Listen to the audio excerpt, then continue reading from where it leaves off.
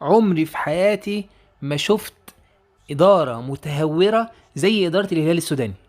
الحقيقة عدوا كل الحدود، بيعملوا ضغط وشحن رهيب مع أي ماتش ضد النادي الأهلي، بيتسببوا في فتنة كبيرة جدا جدا جدا.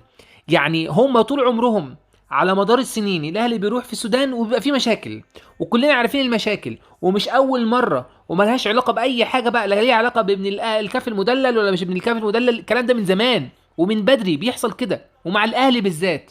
طيب، كفاية اللي انت عملته؟ لا، بدأ ان هو كمان يتكلم على الماتش اللي هنا. الحقوا، جمهور الاهلي بيقول ان هو هيعمل فينا وهيسوي فينا. طب ده انتوا اصلا مش جمهوركم بيقول بس، ده جمهوركم عمل. يعني اساسا جمهوركم كده كده كان بيتوعدنا على طول، وبفيديوهات وبكتابات، وكان يعني بيقول لك اهلا بكم في المقبره. في اكتر من كده ايه ان هو يقول لك اهلا بكم في المقبره، الملعب بتاعهم. طيب، دلوقتي جمهور الاهلي لازم يفوت الفرصه على الاشكال دي. الاشكال دي لازم يعني يتعامل معاها الجمهور بتاع الاهلي بذكاء. ما ينفعش ان احنا نعمل اي حاجه تخلينا نتعطل عن ان احنا نوصل لهدفنا. احنا هدفنا البطوله. هما قبل كده عملوا وليهم سوابق، وبيستقبلونا دايما وحش، وبيعملوا دايما حاجات وحشه، وجمهورهم اساسا نزل الملعب قبل كده. يعني جمهور الاهلي اللي بيتكلم عليه بيقول لك لا ليه جمهور، هات لي واقعه واحده على جمهور الاهلي نزل فيها الملعب. عايز واقعه واحده لجمهور الاهلي في افريقيا نزل فيها الملعب، او هدد حياه الخصوم، او حدف على الخصوم حاجات حاده او كده. مفيش. يمكن هي مره واحده بس في ماتش النجم الساحلي الجمهور حدف ازايز، ازايز، لكن مش كسرنا المدرجات، ولا كسرنا الكراسي وحدفنا الكراسي على الناس، ولا الشرطه نزلت في الملعب، ولا تم احتجاز الفريق عشان خاطر مش عارف يخرج ويروح. مفيش الكلام ده، ما حصلش. لكن معاهم هم حصل. وهم كمسؤولين الحقيقه ناس يعني عقلهم اكيد مش كامل. مسؤولين الهلال عقلهم اكيد مش كامل، عقلهم اكيد مش في راسهم. والحق كمان بيبقى على الناس اللي بتستضيفهم اون تايم. والبرامج الرياضيه المصريه بيستضيفوهم، بيفرضوا لهم مساحات يتكلموا ويقولوا افكارهم المسمومه. فلازم ما يحصلش ده تاني. انا ما شفتش يعني برامج تلفزيونيه في السودان ولا صحف في السودان ولا حاجه بتستضيف الاهلي ومسؤولين الاهلي ويتكلموا عن احنا بس اللي بيحصل كده معانا، والاهلي على وجه التحديد. ففوتوا الفرصه على الناس دي. احنا عاوزين نعمل ايه؟ عاوزين كوره، عاوزين كوره. الحمد لله انا مش مصدق نفسي 50,000 مشجع اهلاوي هيبقى متواجد. الحمد لله.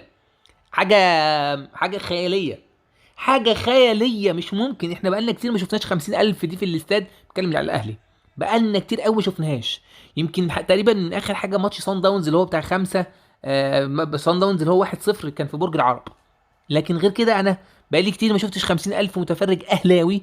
دي سابقه خطيره، يعني حاجه مش ممكن. انا متوقعتش اصلا ان احنا هتوافق هنا غير على 10,000. كبرنا قوي كان هيبقى 20,000 زي المنتخب، لكن 50,000 دي حاجه كبيره. بس يعني اللي دخل 50,000 ما يكملوا ال 72,000. السعر الرسميه للاستاد 72,000. السعر الرسميه للاستاد 72,000. اللي يخليهم 50 ما تخليهم 72. ما فرقتش من 50 ل 72، فرقتش كتير. والاستاد يبقى مليان بقى، ويرجع بقى تاني الاهلي لما يلعب في افريقيا كده الاستاد يبقى مليان. حاجه يعني يا رب بس ال 50,000 كمان يكونوا متواجدين. الماتش هيبقى في رمضان، وهيبقى الساعة ممكن 9 بالليل تقريبا. نتمنى ان الاهلي كلعيبة تكون زيها زي الجمهور. يعني يكون عندها احساس الجمهور، يكون عندها الغل والانتقام. يعني عيب اللي حصل مع الاهلي، عيب اللي بيحصل مع الاهلي في الهلال، مع في السودان من الهلال. وعيب الكلام اللي بيقوله الهلاليين، وعيب الكلام اللي بيقوله مسؤول الهلال. امبارح صفحه اللي هي بتاعت محب الهلال عمال طبعا ما علينا بقى من ابن الكاف المدلل والحاجات دي كلها. لا، يقول لك الاهلي بيخاطب الكاف عشان يلعب ماتش بالليل بدل النهار. الاهلي بيخاطب الرابطه بتاجيل الماتشات بتاعته. الاهلي بيخاطب مش عارف صندوق تحيا مصر بقرض مش عارف ايه. طبعا كلها تريقه يعني وكده. طب وانت ما انت طلبت انك يتاجل لك ماتشين؟ هو انت بتتكلم في ايه؟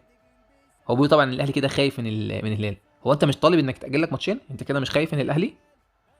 يعني انت مش خايف من الاهلي؟ طب احنا مش عايزينك تخاف، احنا مش عايزينك تخاف، احنا عاوزين لعيبتنا رجالتنا الماتش ده ينزلوه بروح الجمهور، ينزلوه باحساس الجمهور.